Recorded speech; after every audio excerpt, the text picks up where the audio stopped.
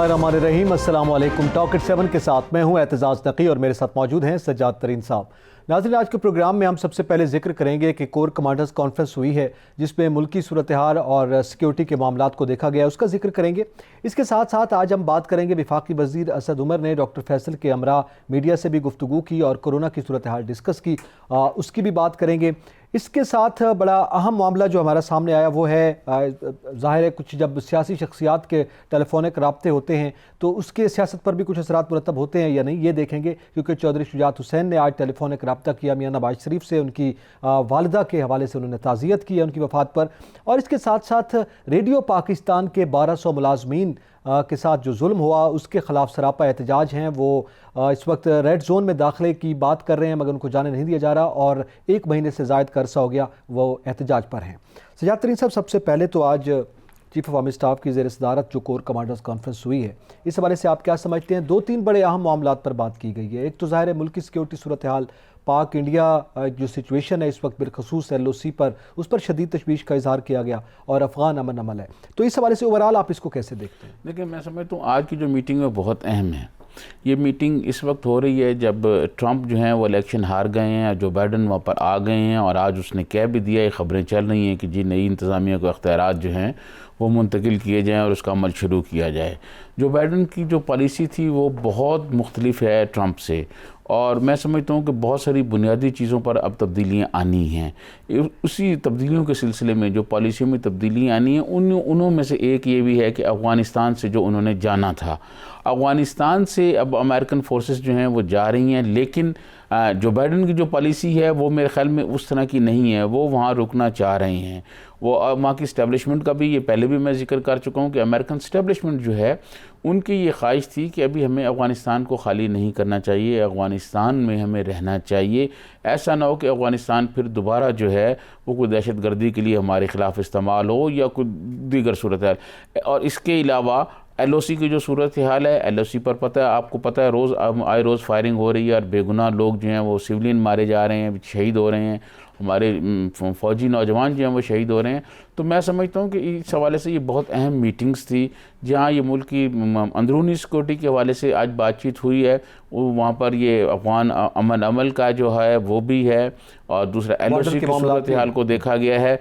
मैं ये समझता हूँ कि इस होने से इसकी जो कमेटी जो मीटिंग्स होती है कोर कमांडर्स, ये बहुत ज़रूरी होती है पाकिस्तान जैसे मुल्क के लिए जो हर वक्त जो है अपना, हमारा इंडिया आपको पता है हमारा दुश्मन है और वो दुश्मन जो है कोई भी चीज़ जो है वो जाने नहीं देता जब उसको मौका मिलता है, चाहे वो अफ़गानिस्तान के थ्रू हमारे ख़िलाफ़ दहशत गर्दी करे, चाहे वो LOC पर करे। तो मैं समझता हूँ ऐसी मीटिंग्स में बहुत सारी ऐसी चीज़ें देखी जाती हैं और दुश्मन को मुंह तोड़ जवाब देने के फ़ैसले किए जाते हैं। ये बहुत अहम मीटिंग थी जी आज की। ठीक है। अच्छा, इसी के साथ साथ अहम मामला कोरोना का है, आपके इल्म में हमने गुज़िश्ता रोज़ भी डिस्कस किया, NCOC ने कुछ फ़ैसले किए, स्कूलों की बंदिश का मामला सामने आया, वफाकी वज़ीर तालीम ने ये बताया। इसके साथ साथ अब ज़ाहिर है इस पर पेशरफ्त हुई है। आज वफाकी वज़ीर हैं असद उमर साहब, आपके इल्म में है कि आज उन्होंने गुफ्तगू की है, यकीनन आपने वो गुफ्तगू सुनी है। तो वो ये बात कर रहे हैं कि इस वक्त सूरत हाल इंतहाई ख़राब है, हमारे पास बेड्स की सूरत हाल और बिलखसूस जो ऑक्सीजन सिलेंडर्स हैं उसका फुकदान का जो है हमें ख़दशा है, तो इस बुनियाद पर बहुत ज़्यादा एहतियात की ज़रूरत है। तो आज उन्होंने कुछ ख़तरनाक जो सूरत हाल है उसके ख़दशात का इजहार किया, बड़े खुल के किया। देखिए, मैं अर्ज़ करूँ कि असद उमर ने जो बात कही है वो बिल्कुल ठीक कही है, क्योंकि उनके पास जो अदाद व शुमार आ रहे हैं वो सारी चीज़ें क्लियर हो के आती हैं कि कहाँ कहाँ क्या क्या सूरत हाल है, किस शहर में क्या सूरत हाल है, किस जगह पे क्या सूरत हाल है। तो मैं समझता हूँ ये जो कोरोना का दूसरा मरहला है ये खौफनाक अटैक है हमारे ऊपर, और अगर हमने अपनी हिफाजत ना की तो हमें बहुत मुश्किलात पेश आएंगी। मैं ये समझता हूँ कि हमें हुकूमत की बात माननी चाहिए और हुकूमत को भी चाहिए कि वो अपोजिशन से कोई रास्ता निकाले, ताकि ये बड़े बड़े जलसे जो हैं अब हम अफोर्ड नहीं कर सकते। लोग कंधे से कंधा मिला के खड़े हुए हैं, कोई वहाँ पर किसी ने मास्क नहीं पहना हुआ, जो पेशावर में हुआ जलसा, और इसी तरह अब मुल्तान होने जा रहा है, फिर लाहौर में है। तो मैं समझता हूँ ये अपोजिशन के बड़े बड़े जलसे जो हैं ये किसी तरह आपको दरमियानी रास्ता निकालना चाहिए, हुकूमत को अपोजिशन से बातचीत करनी चाहिए, तो कुछ अर्से के लिए ये मुलतवी होने चाहिए, वरना ये तो बहुत सूरत हाल ख़राब हो जाएगी। अभी मुल्तान में जलसा 30 को होने जा रहा है और वहाँ कोरोना की फैसलों के बारे में ज़रा गुफ्तगू करते हैं। डॉक्टर नौशीन हामिद हमारे साथ लाइन पर मौजूद हैं, आप पार्लिमानी सेक्रेटरी बराए सेहत हैं। बहुत शुक्रिया डॉक्टर साहब वक्त देने का। अहम फैसले किए गए कोरोना की सूरत हाल को लेकर, आज आइंदा के खदशात के हवाले से भी शदीद तहफ़्फ़ुज़ात का इजहार किया गया है।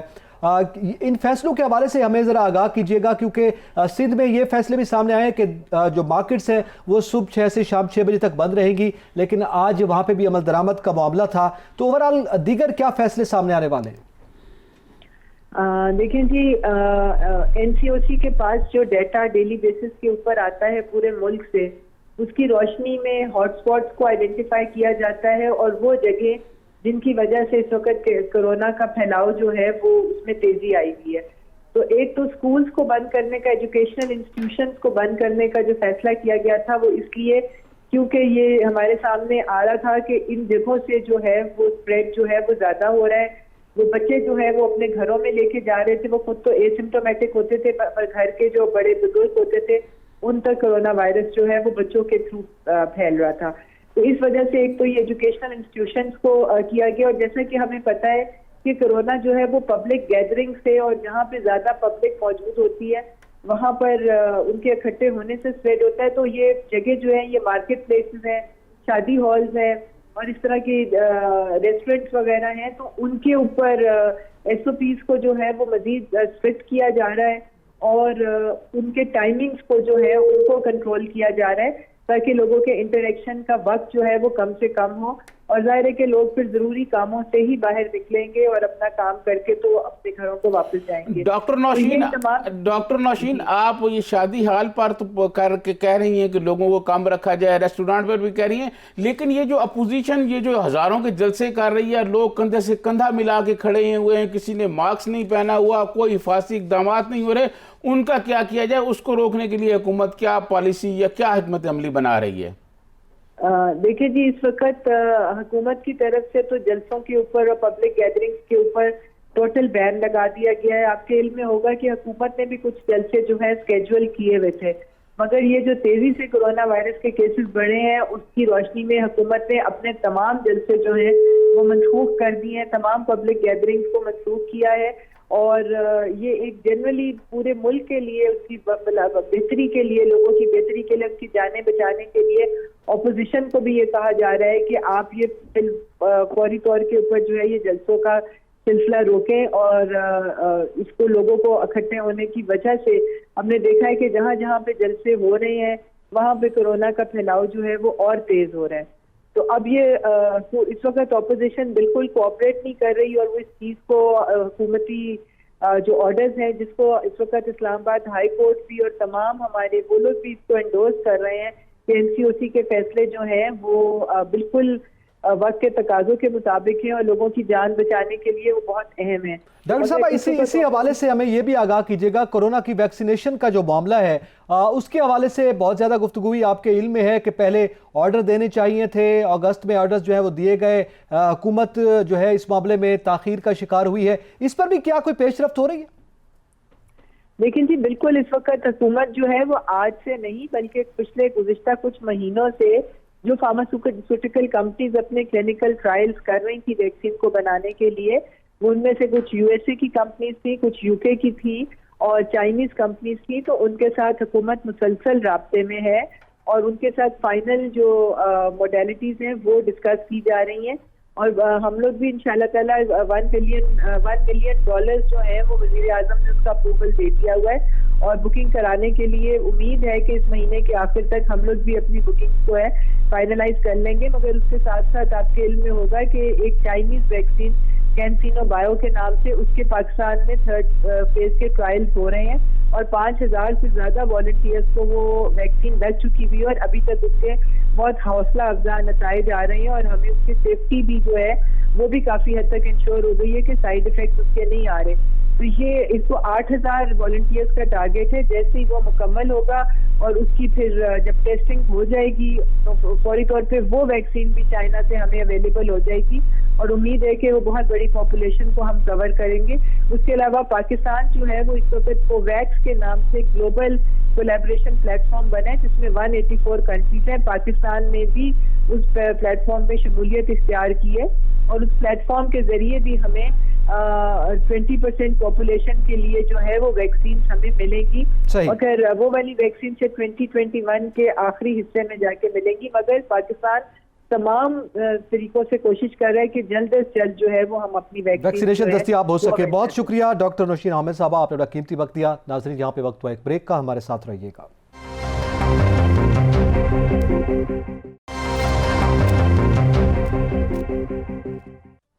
वेलकम बैक नाजरीन, बात कर रहे हैं कोरोना की सूरत हाल, NCOC के फैसले और मौजूदा ज़मीनी हक़ाइक़ पर।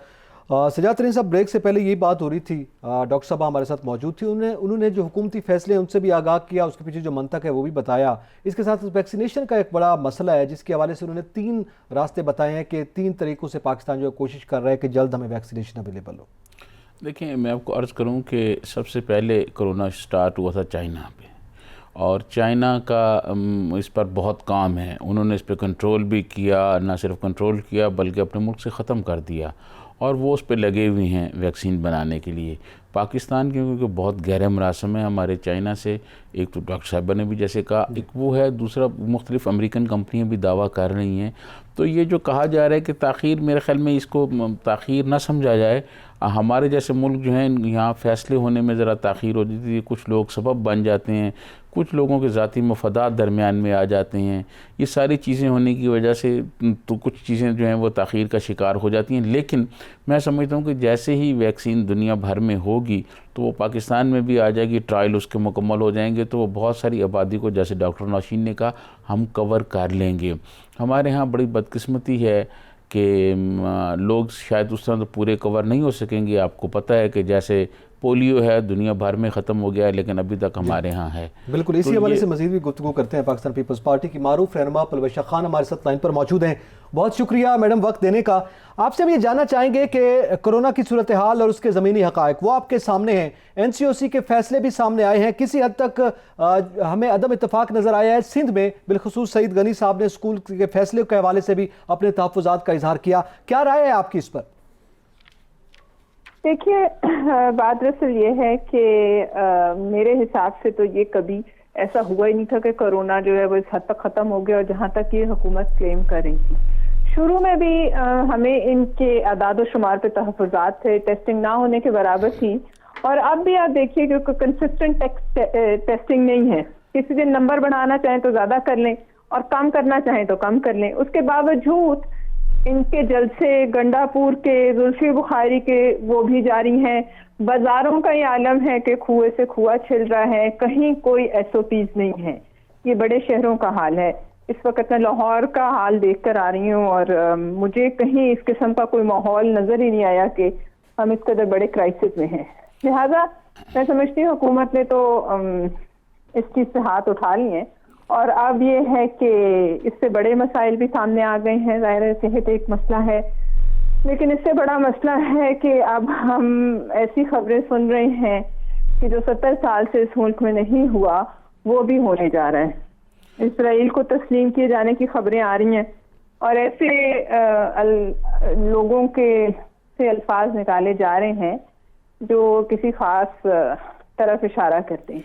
पलवशा खान, इसराइल को हम कैसे तस्लीम कर सकते हैं? हम 70 साल से ये सुनते रहे हैं कि वो यहूदी जो हैं उन्होंने काबज हैं। सब कुछ कर सकते हैं, आप ये छोड़ दें। 70 साल से हम क्या सुनते आए हैं? अब हम ये नई रियासत मदीना में हैं, और अब कुछ भी सुन सकते हैं। आप ये कल को ये भी सुन सकते हैं कि मोदी हमारा भाई है। आप ये भी सुन सकते हैं कि पाकिस्तान तो भारत का हिस्सा था। आप कुछ भी सुन सकते हैं, और कुछ भी बैद नहीं है इन लोगों से। ये खबरें तरीन साहब बहुत तशवीशनाक हैं हर पाकिस्तानी के लिए। इसमें कोई जो है आपकी पार्टी की सियासत की कैद नहीं आपको, या और ये खबरें ऐसे आ भी नहीं रही। आपको याद होगा जब ये हुकूमत अपने इनिशियल डेज में थी तो भी ऐसी ही खबरें आई थी कि चंद जहाज यहाँ लैंड किए थे, और किस तरीके से वो कहाँ से उड़े थे वो मैपिंग सामने आई थी। वो क्यों आए थे इस पर कुछ पता नहीं। फिर इनकी एक इनकी MNA ने उठ के इजराइल को तस्लीम करने के हक में तकरीर की थी, आपको याद होगा जी? मुझे याद। क्या उस पर कोई आपको रिएक्शन आया? क्या हम ये नहीं जानते कि इस किस्म की बातें ऐसी नहीं होती, और धुआं सिर्फ वहीं से उठता है जहां आग होती है। और अगर ये ऐसा करने जा रहे हैं तो फिर आप ये भूल जाएं कि कौन सा मजमा कितना बड़ा था जो इनको गिनने का शौक है।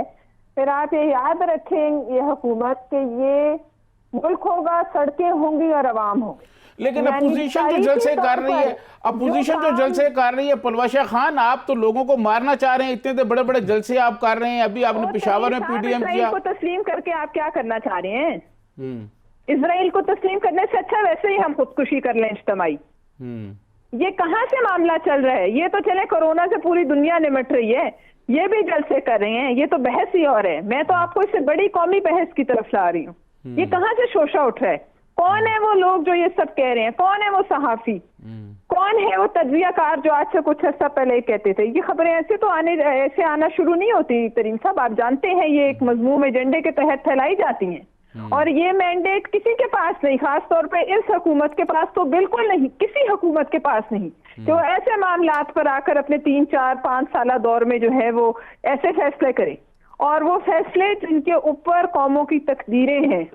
और अगर फिर ये रियासत मदीना है तो सरकार मदीना तो कहा है यहूद और नसारा तुम्हारे दोस्त कभी नहीं हो सकते। ये कौन सी रियासत मदीना है?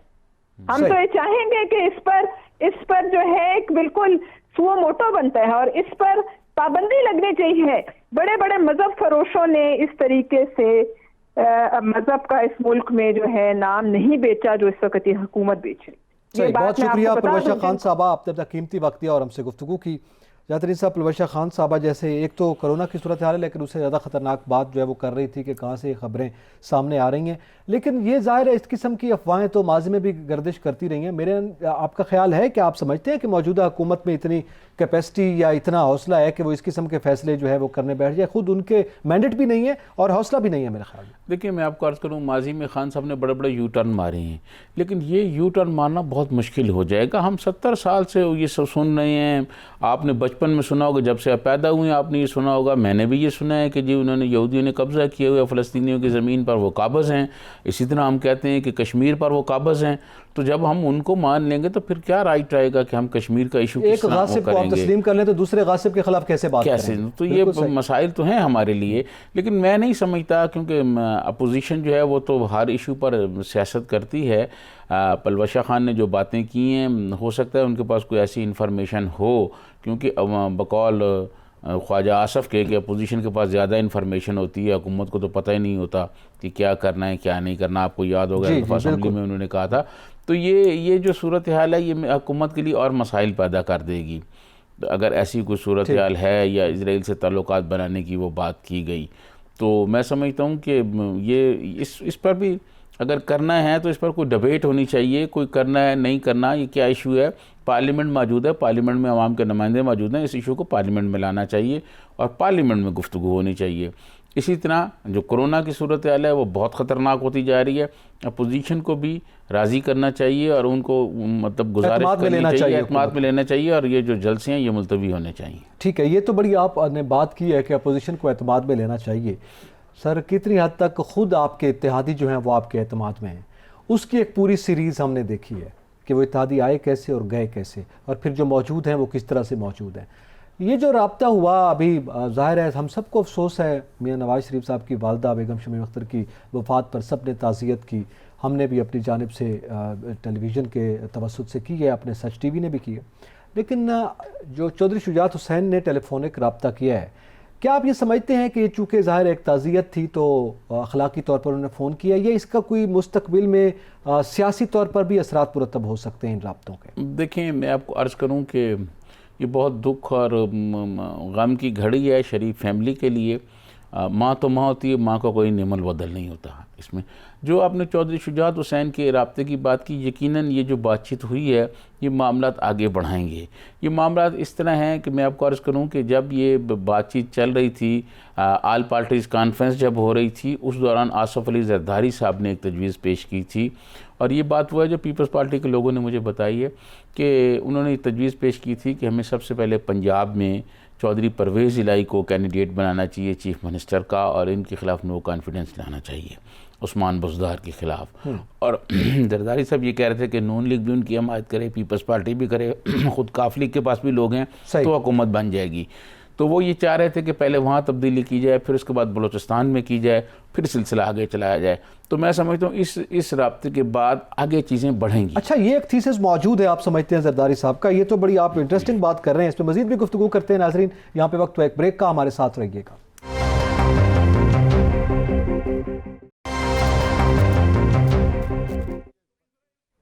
Welcome back. हम बात कर रहे हैं मौजूदा सियासी सूरत हाल और इस वक्त जो राब्ते हुए हैं उसके हवाले से। सर, आप जिक्र कर रहे थे कि ये जो टेलीफोनिक राब्ता हुआ चौधरी शुजात हुसैन का, एक तो ज़ाहिर अखलाकी पहलू उसका है, सियासी पहलू के हवाले से आप समझते हैं कि जरदारी साहब का एक थीसिस है, तो आप ये देख रहे हैं कि ये जो राब्ता हुआ है उसके सियासी असरात ये मुरतब हो सकते हैं कि चौधरी साहबान और नून लीग के दरमियान कोई सुलह हो सकती है? देखें, सुलह ऐसा उस तरह नहीं कि कोई जाम हो जाएगी, पार्टियाँ तो अलग-अलग ही रहेंगी, लेकिन बातचीत होने से ये है कि थोड़े से मामलात आगे बढ़ जाएंगे। और इस वक्त जो मियाँ नवाज शरीफ पर दबाव है और जो उनको परेशानी है, उसमें अगर कोई ऐसा आदमी आ जाए कि जो उनकी परेशानी है जो है वो ख़त्म तो नहीं होगी, लेकिन कम अज़ कम हो जाएं, थोड़ा से जो मसाइल हैं वो कम हो जाएं, तो उस हवाले से ये बातचीत चल रही है। ये बहुत पहले आसफ जरदारी साहब ने कहा था कि हम ऐसा कर लें, और आसफ जरदारी साहब दोनों मियाँ नवाज शरीफ की तरफ से भी और काफ लीग की तरफ से भी दरमियान में पुल का किरदार अदा करने के लिए तैयार हैं। एक बात तो ये, दूसरी बात ये है कि वो अख्तर जान मैंगल से ये मुझे खुद अख्तर जान मैंगल ने ये बात बताई,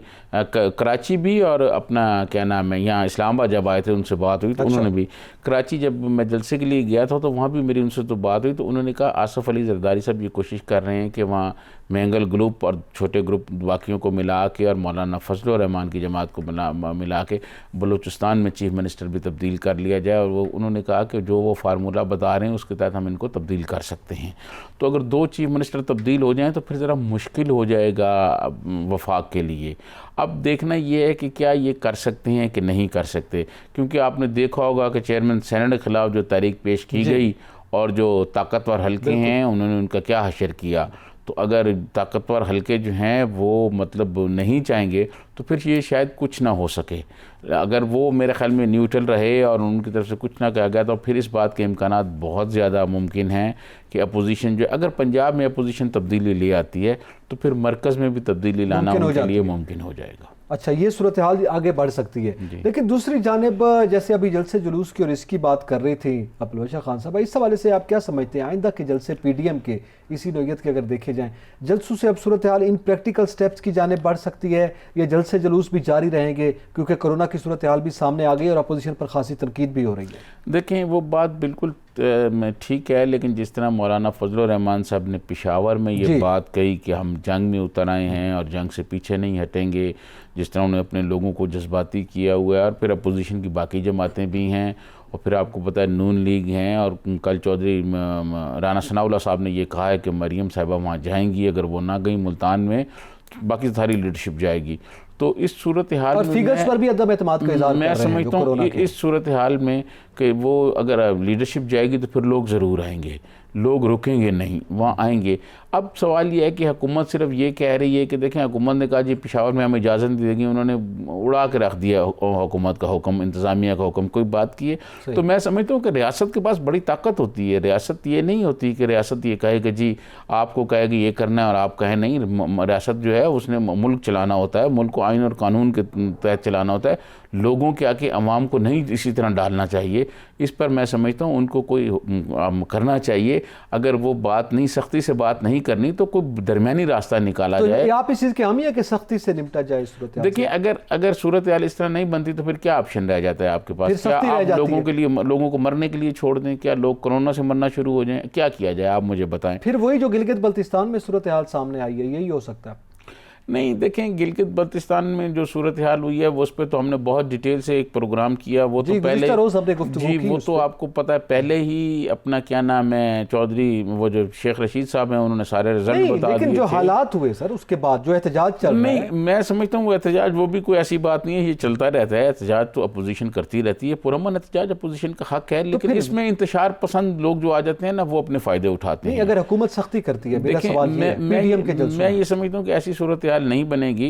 इमरान खान साहब बहुत पॉपुलर हैं, आवाम उनको भी बहुत पसंद करती है, लेकिन वो अगर रब्ता करें लोगों से, अपोजिशन से रब्ता करें और कोशिश करें कि अपोजिशन के जलसे ना हों तो ठीक है, अपोजिशन से ही बात कर ली जाए ना। अपोजिशन से बात करना कोई ये तो नहीं है कि कोई मसला है, उनके पास उनके इत्तेहादी मौजूद हैं। चौधरी साहिबान बात कर सकते हैं, खुद शाह महमूद कुरैशी साहब बात कर सकते हैं, शफकत महमूद साहब। क्या हुकूमत ने जब army chief general Qamar Javed Bajwa साहब की मुद्दत मुलाजमत में तोसी का बिल मंजूर कराना था, क्या हुकूमत ने बात नहीं की उस वक्त? क्या हुकूमती कमेटियाँ नहीं परवेज़ खटक के साहब की सरबराही में गई अपोजिशन के पास? तो मैं समझता हूँ अब भी हुकूमत को पहल करनी चाहिए।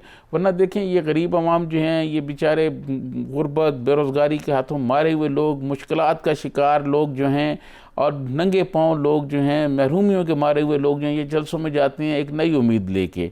तो वहाँ एक तो वो अपनी उम्मीदें लेके जाते हैं कि शायद उनके मसाइल कम हो, उधर से नक्की साहब किसी को कोरोना हो जाए। गरीब आदमी देखें, ये जो पैसे वाले लोग हैं, ये जो अशराफिया, ये जो ताकतवर लोग हैं, कोरोना इनका भी कुछ नहीं करता। ठीक है, अच्छा। जो गरीब आदमी है जी, गरीब आदमी को तो दवाई नहीं मिलेगी, पैसे वाला तो कहीं ना कहीं से ला सकता है ना। शेख रशीद साहब को आपने सुना था ना कि उन्होंने कहा जी मैं पिंडी हॉस्पिटल में गया और वो इंजेक्शन अरेंज करा लिए, मेरे लिए ये करा लिए। आप मुझे बताएं, राजा बाजार का कोई छाबड़ी फरोश अगर इस तरह को, उसको कौन इस तरह प्रोटोकॉल देगा? ठीक है। तो गरीब आदमी जो है, जिसने रेडी लगाई हुई है, जिसने कोई छाबड़ी लगाई हुई है, जो कोई होटल पे काम करता है, जो मजदूरी काम करता है, वो अपने बच्चों की रोटी पूरी करेगा या कोरोना का करेगा? उसको तो अस्पताल में कोई नहीं पूछेगा, अस्पतालों में बहुत ज़्यादा प्रेशर है। तो इस तरह गरीब आदमी जो है वो बहुत ज़्यादा परेशान हो जाएगा। सर, गरीब आदमी की आप बात कर रहे हैं, एक तो आज काबीना के बाद जो ब्रीफिंग सामने आई है, आज हमाद अजहर साहब भी साथ बैठे थे शबरी फराज साहब के, और उन्होंने जो फिगर्स बताए हैं कि चूँकि गरीब आदमी का मसला है रोटी, चीनी, बुनियादी अशिया ज़रूरिया, यही मसाइल है ना। तो उन्होंने कहा जनाब कीमतें कम हो गई हैं, और आज तो बड़े इत्मीनान का इजहार कर रहे थे। चीनी की कीमतें 5 रुपए से 20 पता नहीं क्या उसमें कुछ फिगर्स दे रहे थे, और वो फिगर चूँकि हमें इसलिए समझ नहीं आता कि मार्केट में वो एप्लीकेबल नहीं है, या उसको कोई मानता नहीं है, या फिर गलत बयानी की जा रही है। तो आज उन्होंने तो बड़े इत्मीनान का इजहार कर दिया हुआ है। नकी साहब, ये जितने लोग हैं, अमाद अजहर से लेके हफीज़ शेख तक, इनके आप जो अदादो शुमार देखें, ये जो अदादो शुमार पेश करते हैं, तो ऐसे लगता है कि ये किसी और शारे की मखलूक हैं, ये हमारे इस मुल्क की मखलूक नहीं है। आप मार्केट में जाएं और लोगों को पूछें कि महंगाई है या नहीं है। ये इसी तरह बैठ के अदादो शुमार इनको ब्यूरोक्रेसी फिगर बना के दे देती है, ये पेश कर देते हैं। मैं समझता हूँ अवाम मुआशी तौर पर बहुत मुश्किलात का शिकार हैं। और आप देखें, आप बताएं अवाम मुश्किलात का शिकार हैं या नहीं हैं? यकीनन। आलू, टमाटर, सब्जियाँ कितनी महंगी हो गई हैं, मेडिसिन कितनी महंगी हो गई हैं, लोगों में कुव्वत ख़रीद ख़त्म हो गई है। क्या ये जो बात करते हैं कि जी हम बेहतरी की तरफ जा रहे हैं, अगर बढ़ गई, और आप मुझे बताएं ये किस तरह बेहतरी की तरफ जा 5 रहे रुपए हैं? कम हुई है, और जो 50 रुपए बढ़ी थी उसमें 5 रुपए कम हुए, तो 45 पे आप राजी कर रहे हैं अब हमको। आप देखें उन चोरों कीमत जिनको प्राइम मिनिस्टर इमरान खान चोर और डाकू कहता रहा, उनमें 50 और 55 रुपए चीनी थी जी, अभी 110 रुपए मिल रही है। और वो भी चीनी जो है वो बड़ी अजीब सी को लग रही है, नमक नुमा वो चीनी, ऐसे लगता है जैसे नमक की तरह है वो चीनी, पता नहीं वो कहाँ से ले आए हैं वो भी आ रही है। उस पर भी वैसे हम मेरे ख्याल में किसी रोज़ प्रोग्राम करेंगे। वो जो शुगर मिल्स की डिमांड सामने आई है और उस पर आज इनकार किया गया। लेकिन इसके साथ साथ ज़्यादातरीन साहब, एक जानिब महंगाई का तूफ़ान है, गुर्बत है, परेशानी है, अब तो अपर मिडिल क्लास भी उसका शिकार है। सिर्फ लोअर मिडिल क्लास की या गरीब आदमी की हम बात नहीं कर रहे, उसमें फिर ऊपर से बेरोज़गारी का ये आलम कि रेडियो पाकिस्तान के 1200 मुलाजमीन 1 महीने से ज़ायद का अरसा हो गया डी चौक पर सरापा एहतजाज हैं, और उनको वहाँ पे रोका जा रहा है, उनकी कोई सुनवाई नहीं है। देखिए, मैं समझता हूँ कि गरीब आदमी के साथ बड़ी नाइंसाफ़ी हो रही है। सर्दी में वो बेचारे वहाँ बैठे हुए रेडियो पाकिस्तान के मुलाजमीन, और उन पर जनाब उनकी कोई सुनने वाला नहीं। उनको कहा जी नौकरियों पे बहाल कर देंगे, आपको ये कर देंगे। और मैं आपको नकी साहब एक और बता दूँ, अब अगला मरला आने वाला है PIA वाला। PIA में भी आप देखिएगा कि बहुत सारे लोगों को जबरन जो है रिटायर किया जाएगा और उनको कहा जाएगा गोल्डन शेक हैंड ओवर चले जाओ। ये मैं समझता हूँ कि ये हुकूमत को अपनी जो मजदूर दुश्मन पॉलिसी है इसको तब्दील करना चाहिए। गरीब लोगों को रोज़गार से नहीं निकालना चाहिए। एक आदमी जो है वो 6-6, 7-7, 10-10 अफराद पर मुश्तमिल घराने का सरबराह है, वो अपना घर चला रहा है। पहले ही कोरोना की वजह से मुआशी सूरत हाल अच्छी नहीं थी, फिर ऊपर से कोरोना आ गया, उसकी वजह से और हमारी सूरत हाल ख़राब हो गई। तो मैं ये समझता हूँ कि हुकूमत को अपनी पॉलिसियों पर नज़रसानी करनी चाहिए। खान साहब ने तो डी चौक में बैठ के बड़े बड़े ख्वाब बेचे थे कि जी हम 1 करोड़ नौकरियाँ देंगे, 50 लाख घर देंगे। खान साहब ने ऐसे वादे किए हैं जो मेरे ख्याल में मुमकिन ही नहीं है। कभी कहते हैं रियासत मदीना बनाने जा रहे हैं, कभी कहते हैं चाइना का निज़ाम अच्छा है, कभी कहते हैं मलेशिया का निज़ाम अच्छा है। मुझे तो आज तक उनको वो खुद क्लियर नहीं है कि कौन सा निज़ाम अच्छा है। तो मैं समझता हूँ कोई रेडियो के लोगों का जो है हुकूमत को इस पर जो है कोई थोड़ा गौर करना चाहिए, कोई इन लोगों के साथ हमदर्दी करनी चाहिए और इनको अपनी नौकरियों पर बहाल करना चाहिए। रेडियो के मेहनतकश लोग जो हैं वो बेचारे इंतज़ार में हैं और बहुत मुश्किल में हैं जी। वो बिल्कुल सही। ये वो तमाम लोग सरापा एहतजाज है नाजरीन, जो कि इस मुल्क का एजुकेटेड तबका है, तालीम को बहुत ज़रूरी करार दिया जाता है। वो पढ़ लिख कर आए, उनको नौकरी मिली, वो नौकरी कर रहे थे, अब उनको बेरोज़गार कर दिया गया है। तो अब ज़ाहिर है हुकूमत को ये सोचना होगा, या तो मुकम्मल तालीमी इदारे बंद कर दें या फिर इनको कोई मुतबादल रास्ता बताएं कि ये क्या करें, अपने घर को किस अंदाज में चलाएं। एतजाज़ नकी और सजाद तरीन को इजाज़त दीजिए। अल्लाह हाफ़िज़।